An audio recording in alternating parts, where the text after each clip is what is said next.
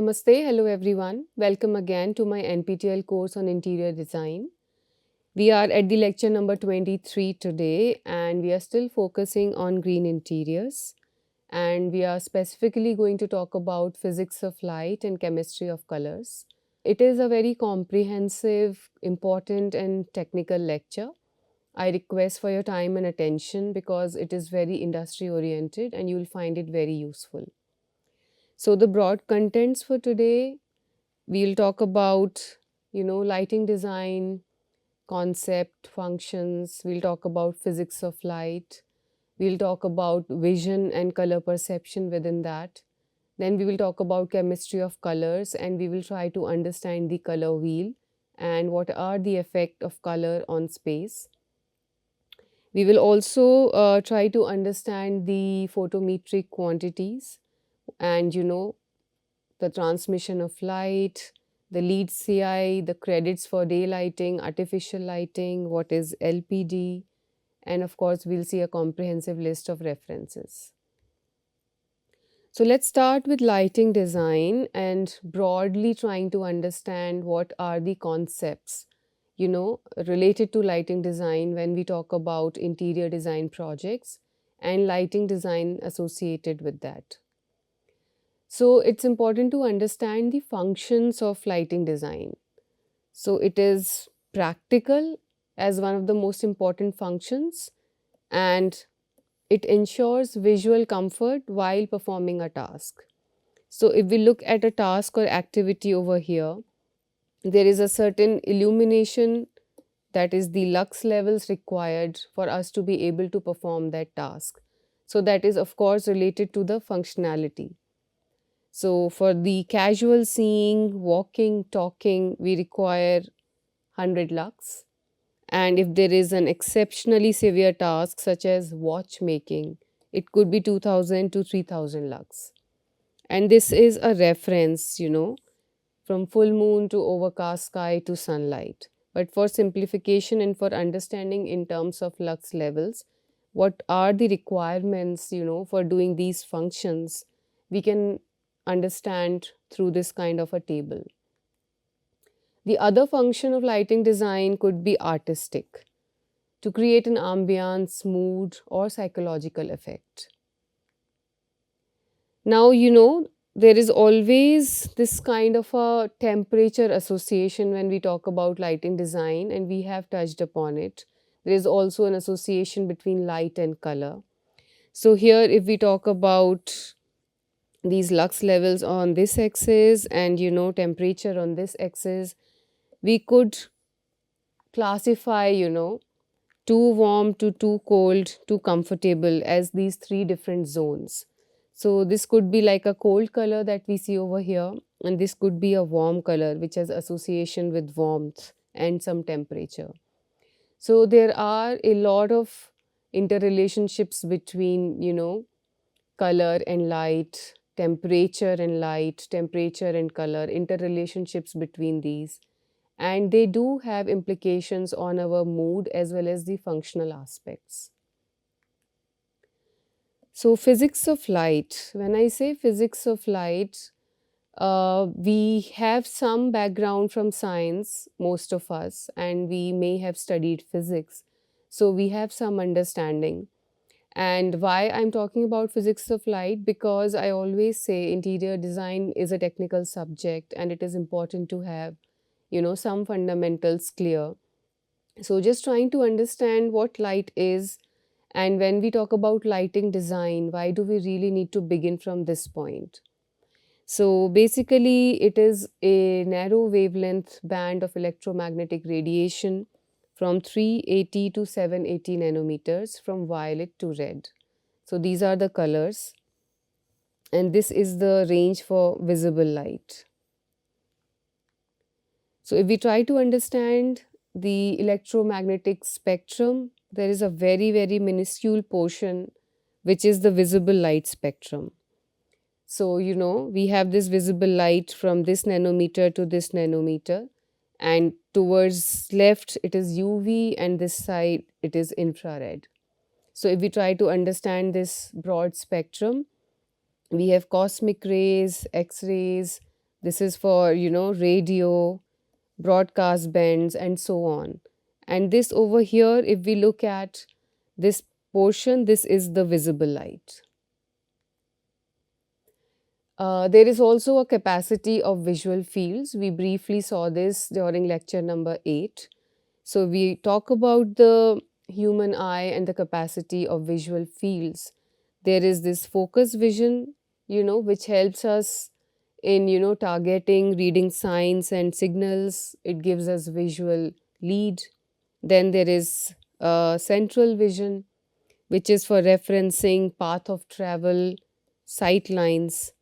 And there is also peripheral vision, which helps us understand, motion and color changes. So it's very important to understand these fundamentals, and then we can really also establish, what are these sight lines, how do we focus on a certain aspect, what kind of lighting design is required to aid that, what is the functional aspect in terms of, the levels of illuminance, the lux levels, and so on. So we can draw some correlations once we understand the fundamentals. So let's talk about the human eye, and it has two kinds of receptors, cones and rods. So 6.5 million cones help perceive color.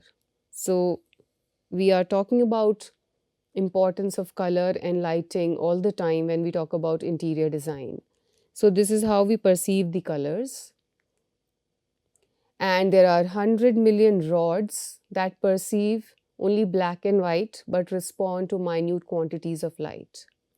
So if we talk about day and night vision, we see mesopic, which is dim light vision, and it's also called the rod and cone vision. Then there is scotopic, which is night vision and primarily rods vision.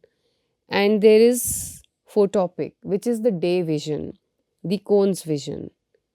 So the cones of the eye are of three different types, and these are the primary colors in light, which are red, green, and blue. And that's how we are able to understand this day and night vision, and we are able to perceive and see things. So there is also, vision and color perception.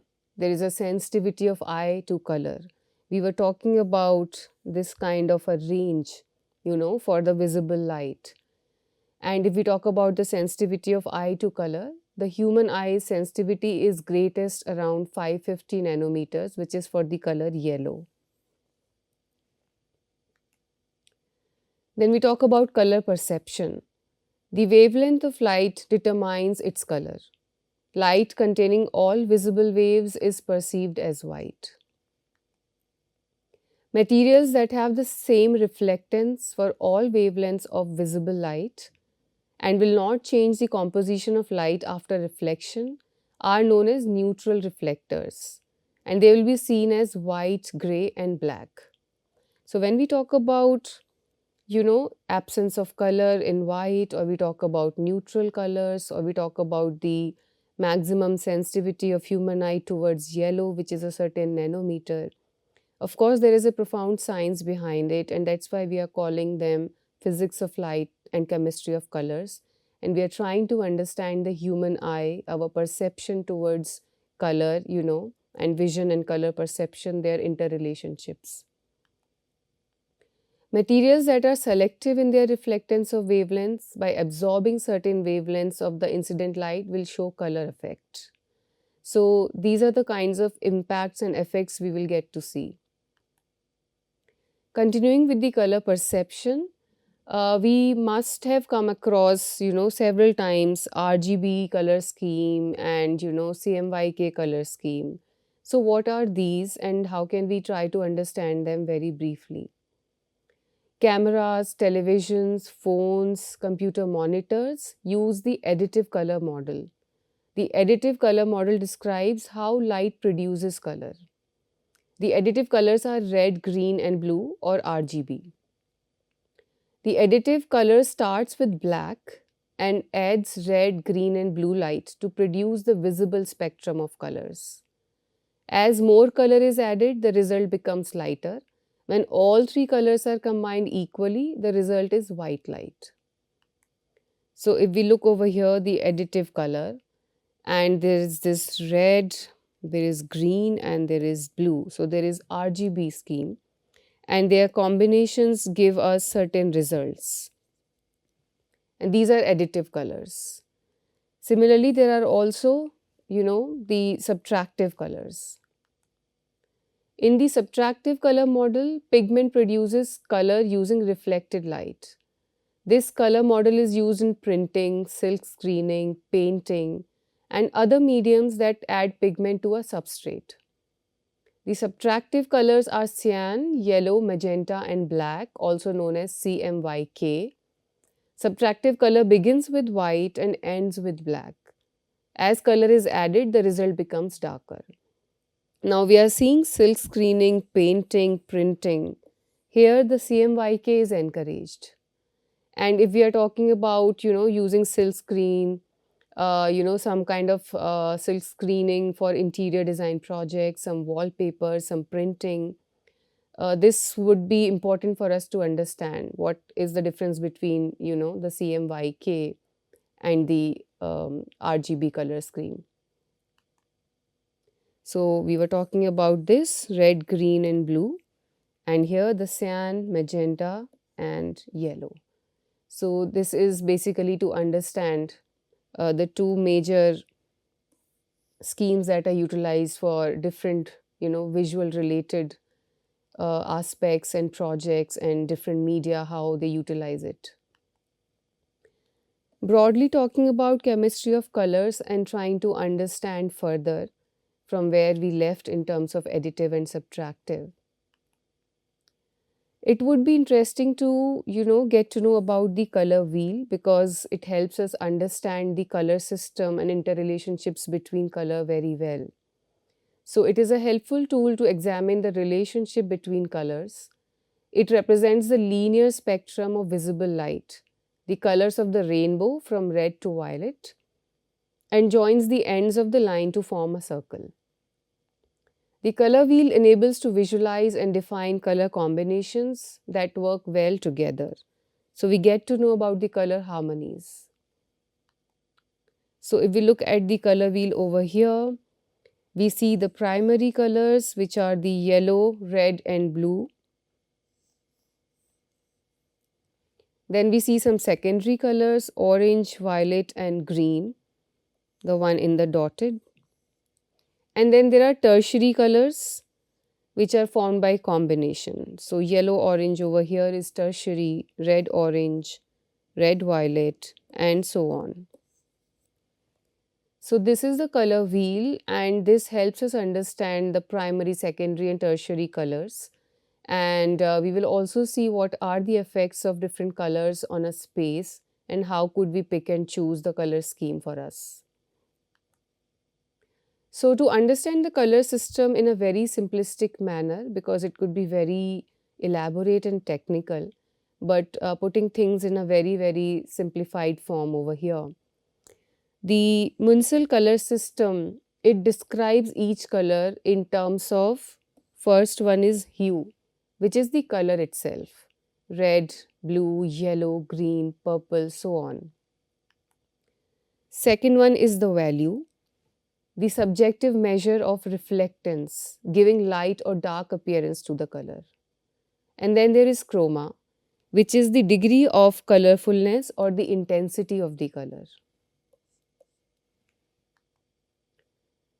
Now we are talking about the value.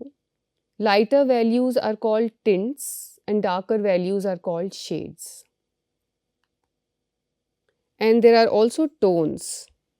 So tone is also denoted by intensity, but it is created by adding both white and black, which is gray. So it is slightly different from chroma. So chroma refers to the intensity or saturation of a color, essentially how vibrant or pure it is, while tone refers to a color that has been dulled by adding gray, meaning it has a lower saturation and appears less vibrant. For example, a bright sunny yellow would have high chroma, while a muted pastel yellow would be considered a toned version with lower chroma. So, depending on the choice and depending on the typology or the function where that color has to be used, there are different options available, and the designers could take a call.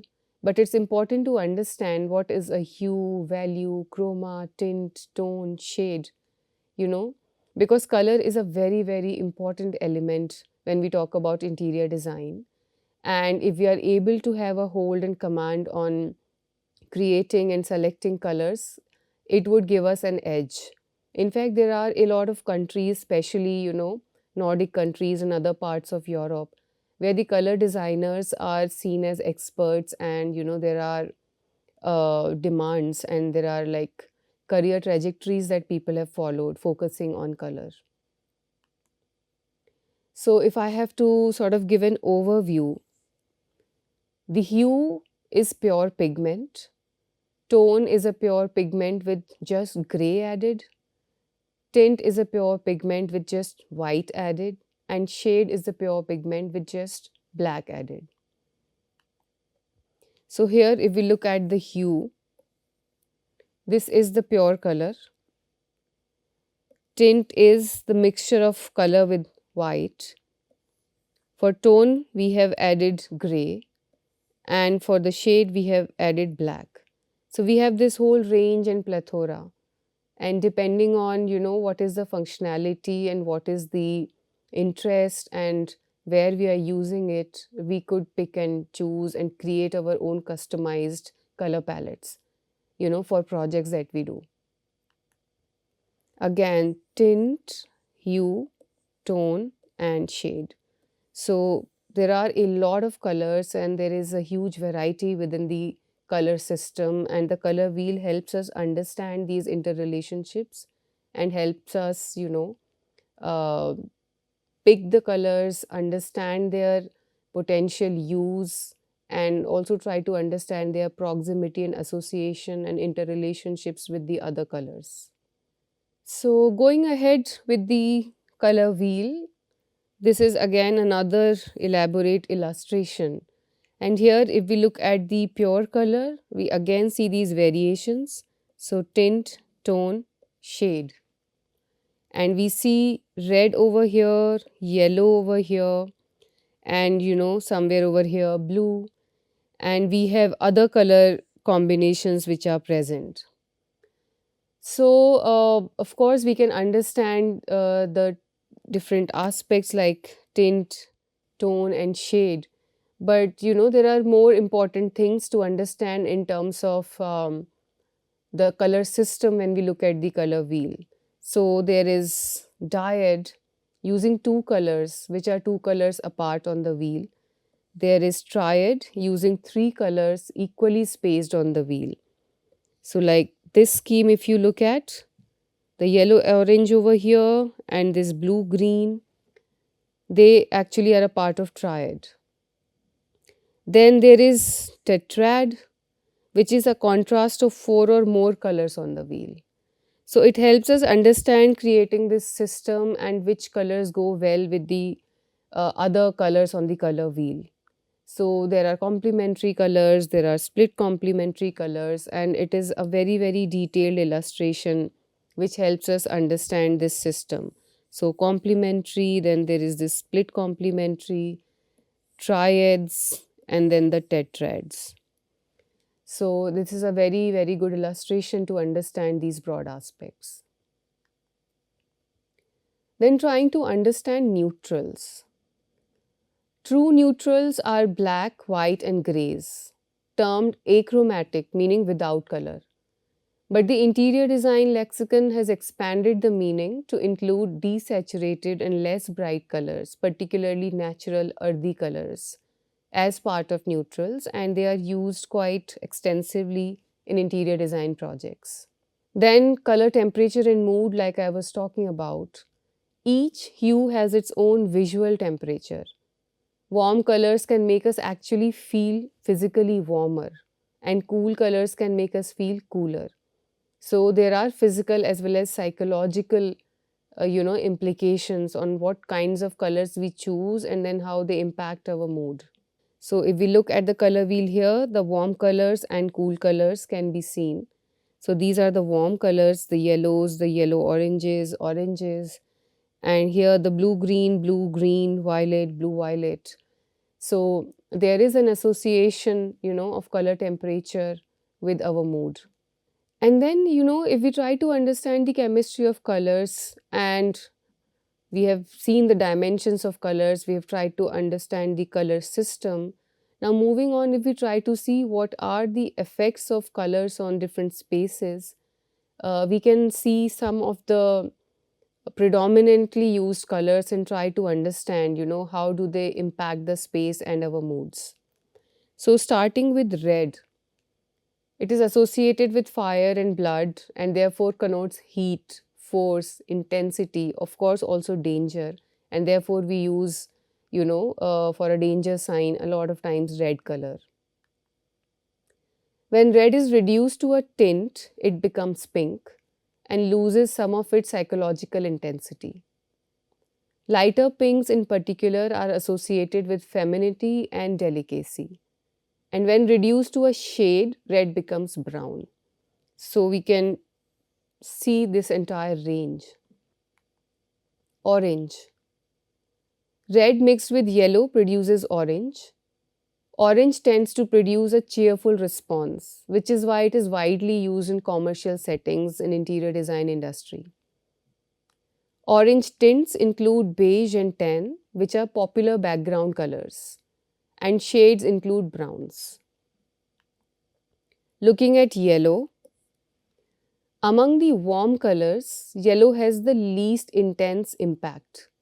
It is considered less aggressive than red. It is the color of sunshine, happiness, activity, and mild stimulation. The yellow tints include creams, beiges, and light tans, which are considered pleasant background colors. Its shades include tans and browns. Then the brown. Browns are warm, dignified, and comforting. They can be rustic or refined. They carry positive connotations of wood, raw textiles, brick, and earth. They may also have associations with dirt and soil. Talking about green. Green is the warmest of the cool colors due to its yellow content. Its association with grass and trees makes green calming and restful to the eyes. Green is the most natural color with connotations of health and well-being. Tints of green share these characteristics in reduced intensity. Shades of green signify solidity. Talking about blue. It is the coolest of the cool colors and appears restful and calm. Its associations with sky and water suggest spaciousness, simplicity, and purity. So it adds to the volume. There is violet. Now, violet and purple should be approached with caution as they incorporate the conflicting values of warmth and coolness, dynamism and calm. Pale tints of violet are thought of as playful and feminine. Deeper shades of purple can be dignified, mystical. So, they are also in vogue and used in different ways in interior design projects. Of course, white. White is not strictly a color, but is the result of the combination of all colors. Its absence of chromaticity makes it a symbol of purity, simplicity, clarity, cleanliness. White has also become a symbol of modernism, minimalism, and then also it helps in reflecting light because it's a light surface. It adds to the volume. And a lot of people prefer white for interior design projects and interior spaces. Black. That is another non-color, the opposite of white. Black is a strong color with implications of strength, or I would say black is a strong non-color, which has implications of strength, dignity, and formality, with implications of emptiness or gloominess. The contrast of black with white can be striking. And we are going to see the case of tiny houses and compact spaces and how the contrast of black with white helps in achieving certain functionalities in compact spaces. There is gray. Gray results from the mixture of black and white or from mixtures of complementary colors. Light grays do not have strong associations and are useful background tones for more chromatic colors. Darker grays share the characteristics of black, albeit to a lesser extent, of course, and can be authoritative or ominous. So, these are some of the colors and the kind of effect or association they have when we talk about their application in interior spaces. So when we talk about red, um, it suggests excitement, strength, energy. Orange, success, vibrance, confidence, sociability. Yellow, of course, happiness, cheer, creativity. Then there is green, healing, freshness, nature. Talking about the cool color blue, so it showcases peace, loyalty, more emotions that the humans can relate to. Pink is seen as the color of compassion, sincerity, sophistication, sweetness. Purple is seen as the color of royalty, luxury, spirituality, ambition. Then there is brown, which is rugged and raw and rustic and dependable, simple. The non color black, formality, for dramatic effects, for sophistication. And white is for cleanliness, simplicity, purity, honesty. And the different permutations and combinations of what you see and more can also be achieved, and they could also um, fulfill different functions and create different effects on the spaces that they are applied. Now, this is also a very interesting table, and it helps us understand, certain materials and the certain color palettes associated with them, and trying to classify them from very bright to very dark. So, this kind of a gradation and a sort of an understanding through this tabular format. So, anodized aluminium, white paint, plaster, or white coating. These could be seen as very bright. Then there is brushed aluminium, and there are white acoustical panels, there are white tiles. They can be seen as in the bright in terms of these categories. Then we have the light birch, ash, maple. I'm talking about timber, pine wood, new concrete, light wood fiber. These could be put here as medium when we see this scale from very dark to very bright. Then there is mahogany, walnut, hardwoods. We discussed about these. The light grey carpet, earthenware tiling, oak floor. These would be under the category of dark. And then red brick, worn concrete, dark grey carpet. They could be very dark. So, of course, there is a profound effect of the kind of color we select and on the space where we are applying it. There is also color perception. And when we talk about color perception, we talk about colored light, apparent colors. So, when we talk about colored light, it can be created by an additive process of mixing colored lights from different sources, with the resultant as the sum of the wavelength ranges of all the components. And then there is apparent color. It is the resultant mix of the intrinsic color of the object and the intrinsic color of the light source. So, one scenario here, and then how we perceive color and the actual color versus the apparent color. Let's try to see briefly what are the photometric quantities, and I'm just trying to showcase some of these important aspects here, because when we work, on ground as part of industry, and we have to connect to different vendors, we have to look at technical brochures, we have to look at manuals, we should be at least aware of these important parameters and important terminologies which will come handy, when we work, especially focusing on green interiors, talking about lighting design, talking about VLT, LPD, U value, different kinds of glasses, and so on. So, in an overview manner, I have just tried to put them today here. So, when we talk about photometric quantities, these four are very crucial.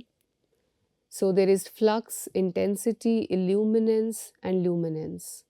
And these are put here very simply. So, when we talk about flux, it is energy per unit of time, and it is usually calculated in lumen.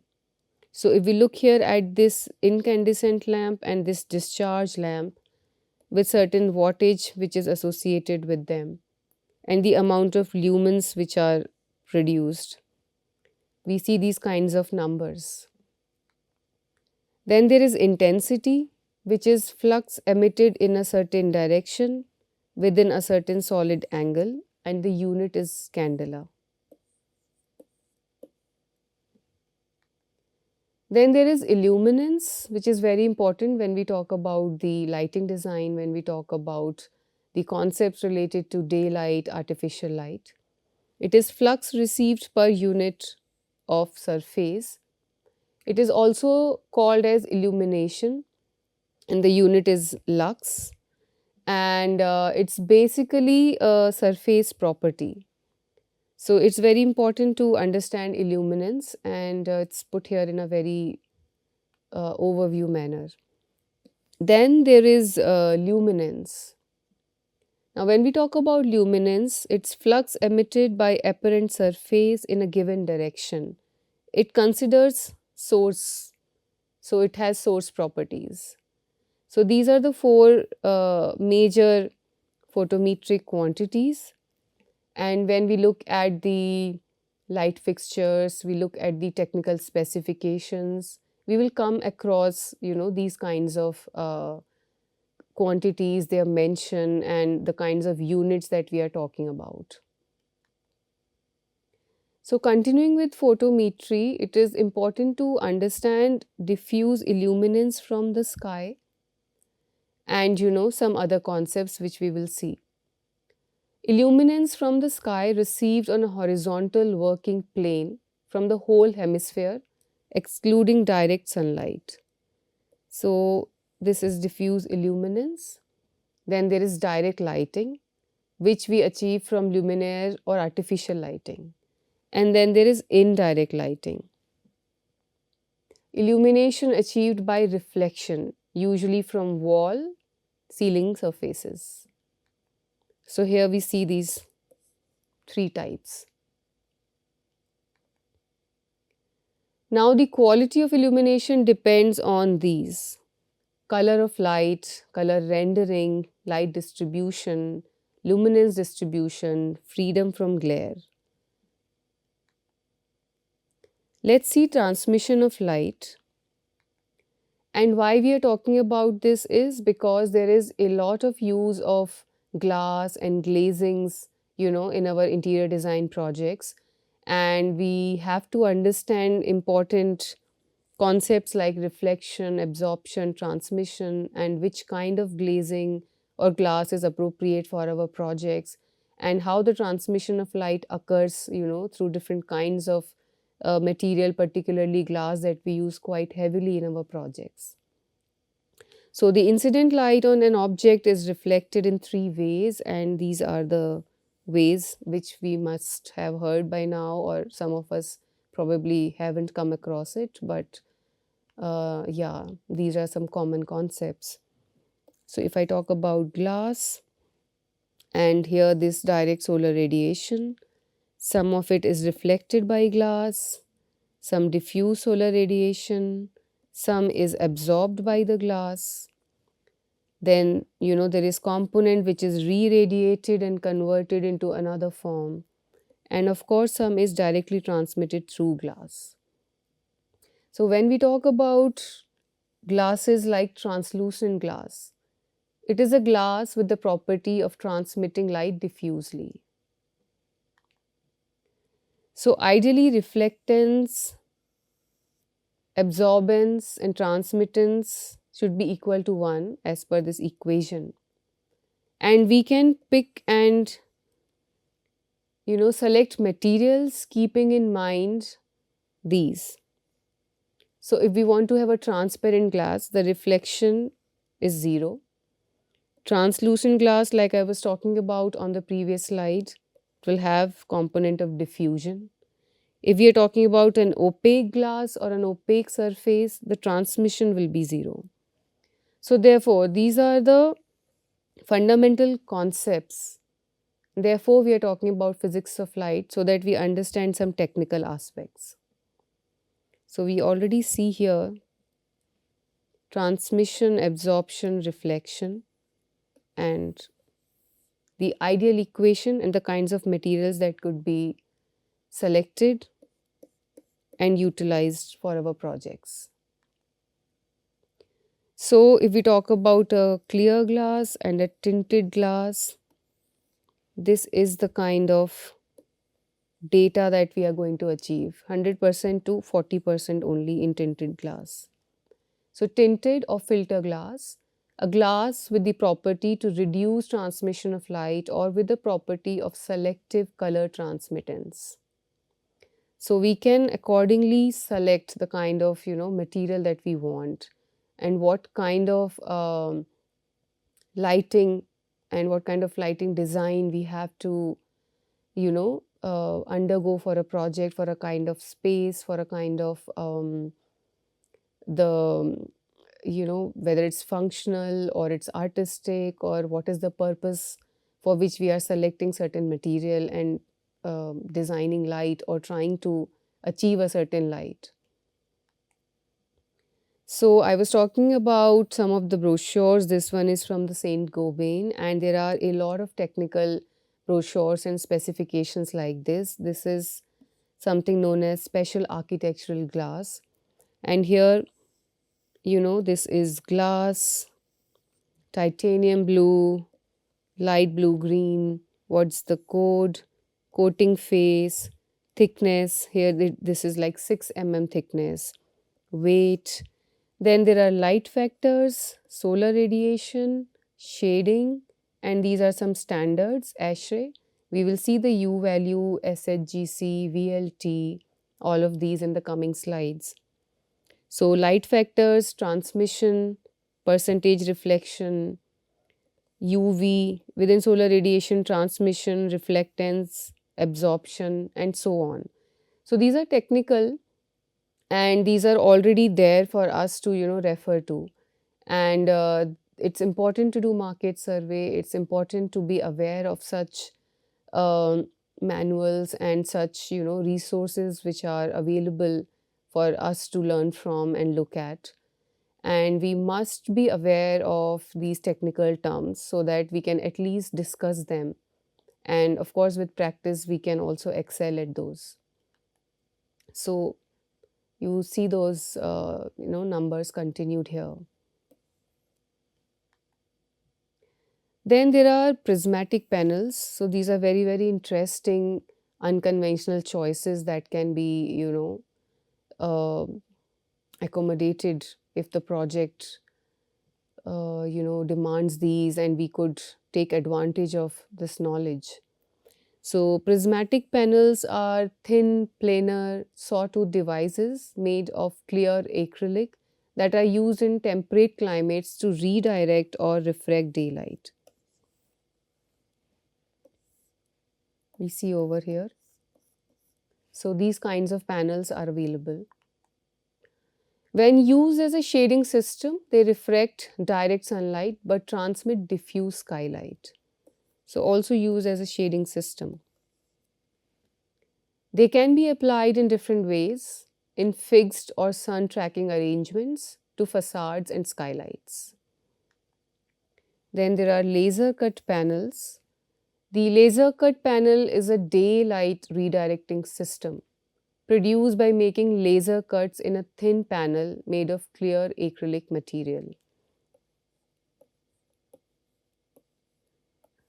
So these are the cuts. Then there are louvers. Louvers are classic daylighting systems that can be applied for solar shading to protect against glare and to redirect daylight. These are the louvers, and this is no glare within this area.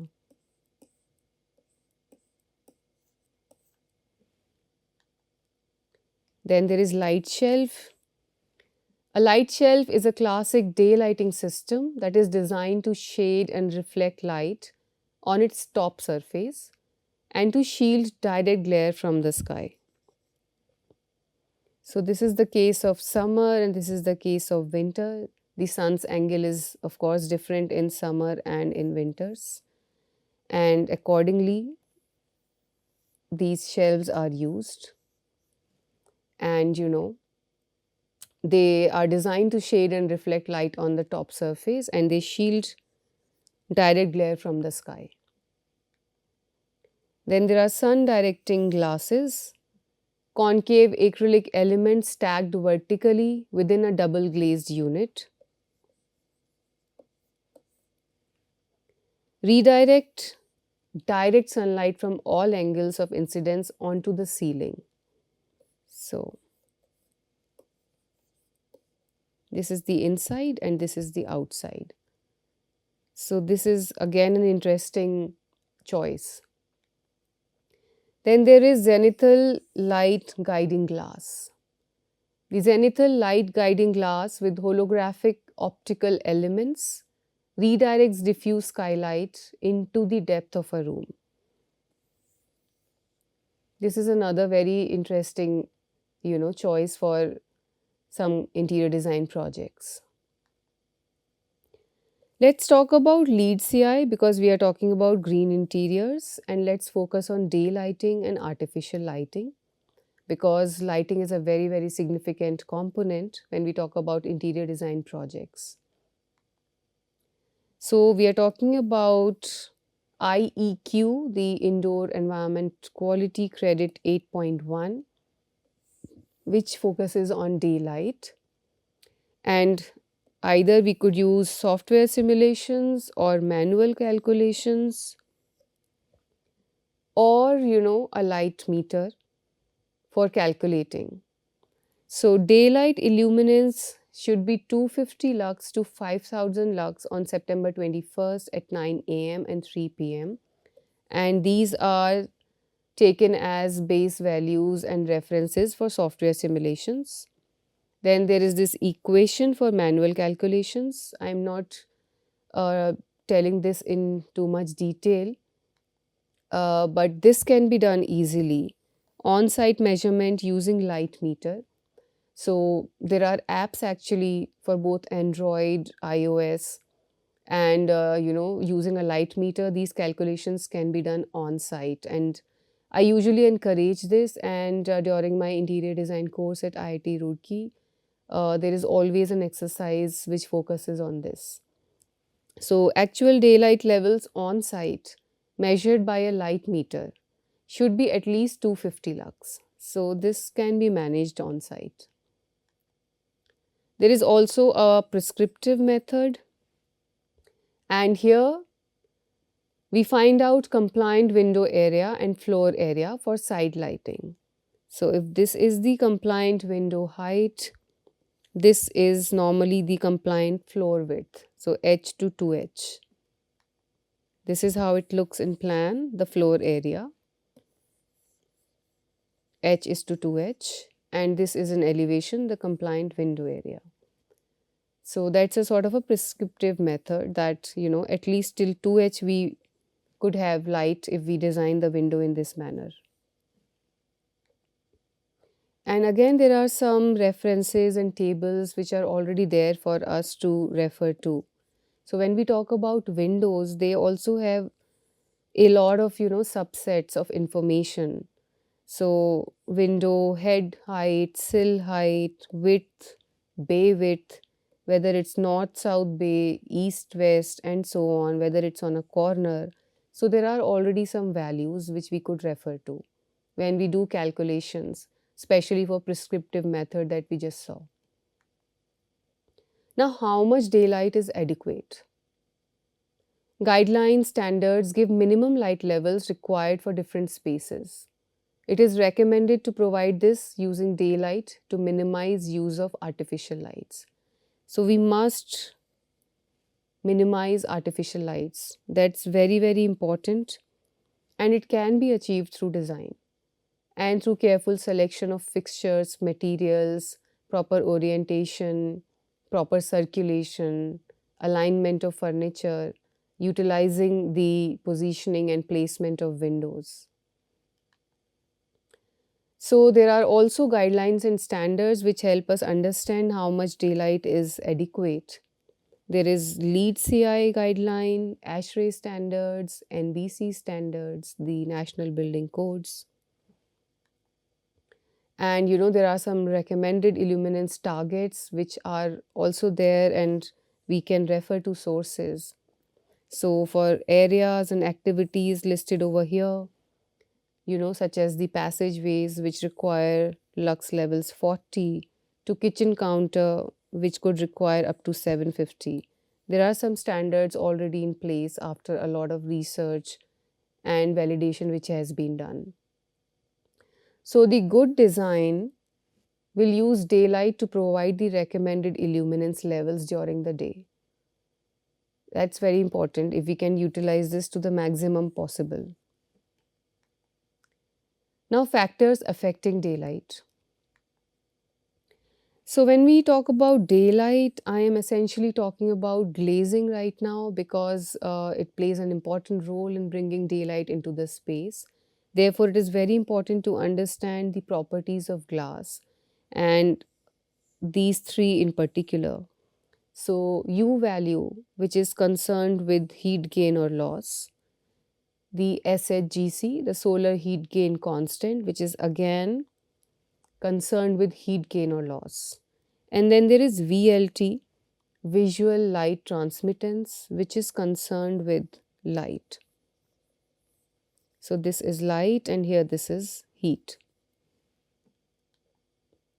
So U value, less heat gain desired. So when I talk about U value, we want less heat gain. Similarly, SHGC, we want the less heat gain. We don't want, more heat to enter. And then there is VLT. Here we want more daylight to come. So we have to focus on these three, and we have to understand these technical specifications. We have to look at those specifications when we, buy or procure or decide on selecting certain materials for our projects. And we must try to focus on reducing the heat gain and maximizing the daylight.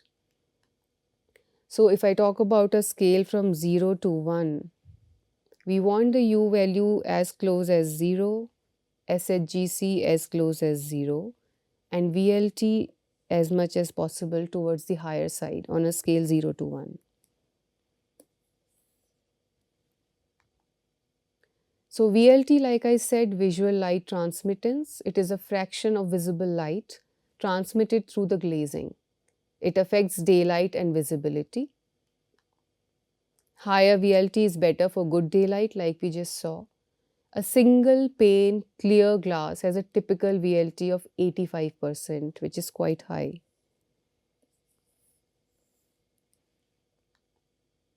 So if I were to ask you, on a scale of 5 to 50, 5% to 50%, here which one is the VLT which corresponds to 5% and the one that corresponds to 50%? You can take a few seconds. Here it is, it's very simple, 5% and 50%. So more VLT, more daylight. Then, of course, there are interior design guidelines for daylighting and to help us understand how can we really maximize the daylight, the daylighting in the interior spaces. Light shelves can help throw daylight to deeper areas of the space. We saw the light shelf. Interior layouts can affect overall excess of daylight and views. Like, we talked about the retail spaces and how the layout itself can be a part of the good design strategy, including visual merchandising. Of course, whenever we talk about interior layouts, they can affect the overall excess of daylight, circulation, views, overall quality of, you know, space, the experience for the user. Light colored flooring will also reflect light. Light colored finishes will reflect light better. Use interior blinds to control glare. So these are simple guidelines, but very effective. Now let's talk about artificial lighting because, of course, we need artificial lighting also when there is no daylight. So now there is a credit as part of LEED CI for optimizing energy performance through lighting. And when we talk about artificial lighting, we have to think about lighting design and lighting controls in a manner that we are able to reduce the artificial lighting demand. So when we talk about lighting design, reduce LPD, lighting power density. I'll just show you after a few slides what exactly it is. And it has a lot of role for our interior design projects, especially when we are talking about lighting design and especially artificial lighting. So as per the LEED CI, the mandatory norm is 10% reduction from ASHRAE 90.1 benchmark. So there's a benchmark which is set up, and if we could have 10% reduction from that base value, that would be mandatory in terms of reducing the LPD. And of course, if it is 20 to even greater than 40%, that is optional but highly, highly commendable if we are able to do that. Lighting controls provide daylight controls for daylit areas. Provide daylight controls for 50% of lighting loads. Provide occupancy sensors for 75% of lighting loads. So we are trying to, reduce artificial light. So using occupancy sensors, many of us already must be aware by now. We use them in washrooms, even at our cubicles. When somebody is not occupying that space, the light would go dim or it would go completely off, and things like that. So here if we look at like one inventory to help us understand suitability of lighting control application. So from good savings to no savings, this is the kind of mapping. So let's say small office, open office which is daylit, and open office interior. Let's talk about occupancy sensors. They would give good savings for all three cases. And if I talk about daylight dimming, it will give good savings for these two cases, but not for this. So we have to strategize, we have to understand, and then we have to implement these measures. So I was talking about LPD, lighting power density, and it's not very complicated. It's a very simple formula to calculate LPD. So total installed watts of lighting per unit area, watt per square feet, indicates the lighting energy consumption. So very, very crucial when we are talking about green interiors and we are talking about lighting design, we are talking about, different aspects related to lighting, and we know it is significantly a part of interior design projects. So that's the formula. So if I have to give you an example, let's say building A has an area of 80,000 square feet and the lighting load of 60 kilowatts. Building B has an area of this much square feet, 2 lakh, with a lighting load of 120 kilowatts. Which building has the efficient lighting design? Of course, the answer is over here. So we do this simple calculation, and here the value is less. So less LPD, more efficient lighting design. So we are trying to understand these fundamentals. Less hue value, less SHGC, more VLT, less LPD. These are the ASHRAE 90.1 standards about which I mentioned a while ago. And these are the LPD values that have been put for our reference, and we can just see these already existing tables. So these are the building area types: office, gymnasium, hospital, workshop, school, university, and these are the LPD calculations in watt per square feet.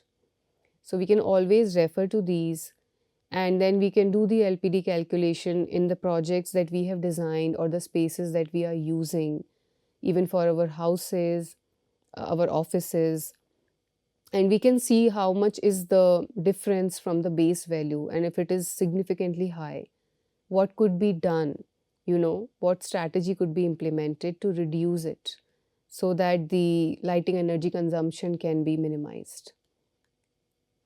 These are more tables, more sources, and we have a lot of data available to refer to, against different kinds of spaces that we see over here: hospital, performing art theater, atrium, hotel, all of that, laboratory.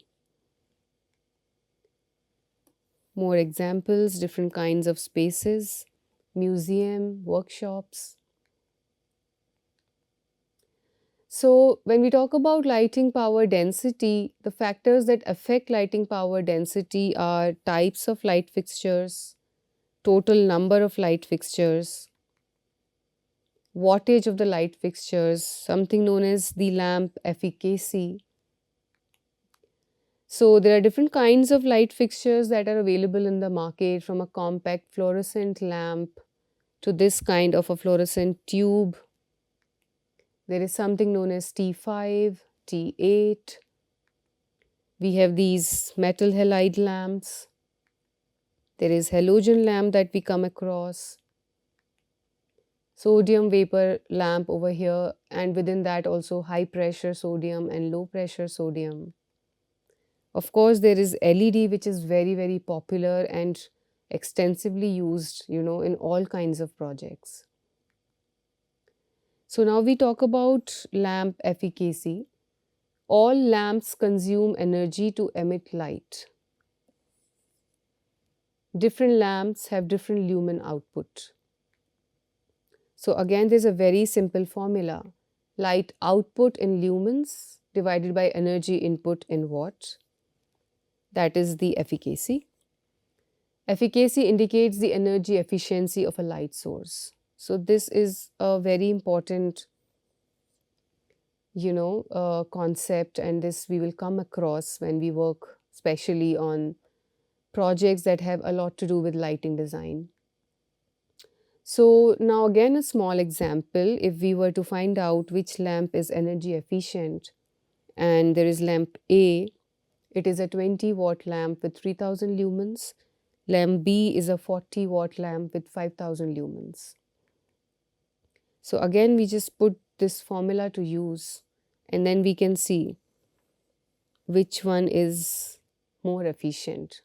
So the lamp efficacy of A is greater,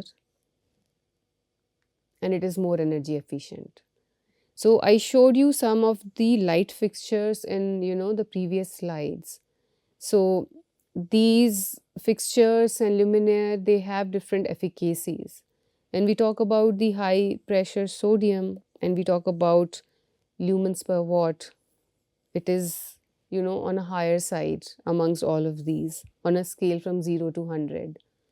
There is metal halide, there is CFL, and we see the incandescent lamps have very less efficacies. So we are using them less and less, of course, because of, the they are not so energy efficient. So, and but here also, like, one has to see where we are utilizing these luminaire or fixtures. We cannot use high pressure sodium lamp everywhere. So that functional aspect has to be taken care of. But LEDs and CFLs do provide, of course, a better solution compared to conventional incandescent lamps. So here again we see some allowable luminous efficacy, and this is as per Griha. And here we see the light source and the lumens per watt. So for CFL it is 50, for fluorescent 75, metal halide, and high pressure sodium vapor lamp, and then of course there are LEDs, which are quite common and popular these days. So we did talk about LPD, and we did compare, two calculations for two different buildings. But to understand LPD in a more comprehensive manner, we did talk about the factors that affect LPD, and we did talk about light fixtures and wattage and efficacy. So then we have to consider all these aspects, and then we have to apply the formula, and then in watt per square feet we can calculate it in a detailed manner. So this is one table explaining that. All light fixtures give out heat. We have been talking about this association between light and temperature, also color, temperature, and interrelationships between all of these. So this is incandescent, and here if you look at heat versus light, this is the index. A lot of heat and very less light. And fluorescent, it is this number. For metal halide, it is this, and this for the HPS. So all the fixtures give out heat. Now let's try to understand daylighting and views, because they are also important when we talk about lead CI and certain numbers while calculating the green interiors aspect, and for designating our projects to be green, we do consider daylighting and views. So when we talk about daylighting and views to the exterior matter a lot. Providing a connection to the outdoors affects overall indoor environmental quality. And indoor outdoor relationships of a space depend on the context, the interior layout, base building. And there is this credit for daylight and views, like I was telling. So provide daylight in 75% or 90% of regularly occupied spaces. Achieve direct line of sight through vision glazing for 90% of occupied spaces. We will see the visual glazing. So this is vision glazing, and here if we look at this dimension where we have the effective window or opening installed, and this is the section which is vision glazing, and we are seeing this in elevation, and this is in the section. So sitting from here, I'm getting these kinds of views from the vision glazing.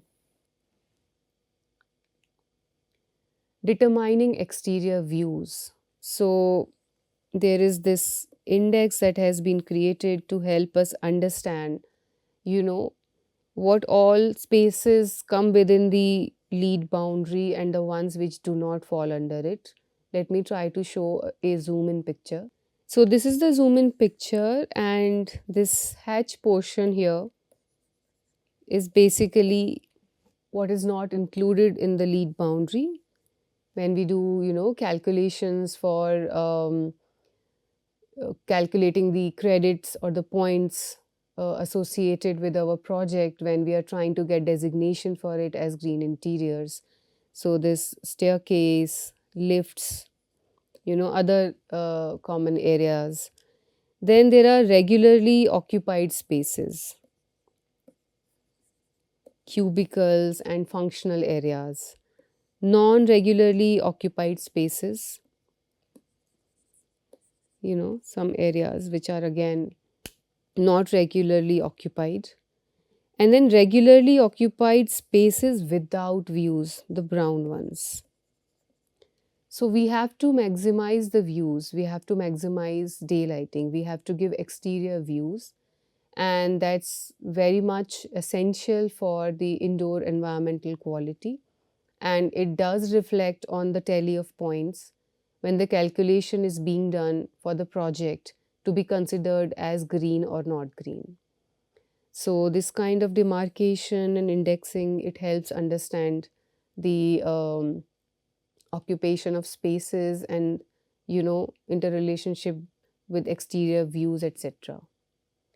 So some of the factors we could see and understand, you know under the broad umbrella of green interiors, especially focusing on lighting and color, which help us understand how, as designers, we can learn from these norms and practices, technical specifications, and we can be informed and we can take some responsible decisions and try to create interesting, vibrant, green interior spaces.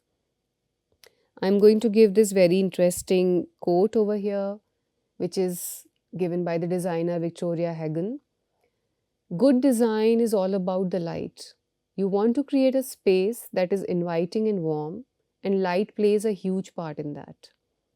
Layering ambient, task, and accent lighting creates depth and dimension, enhancing the beauty of your interiors.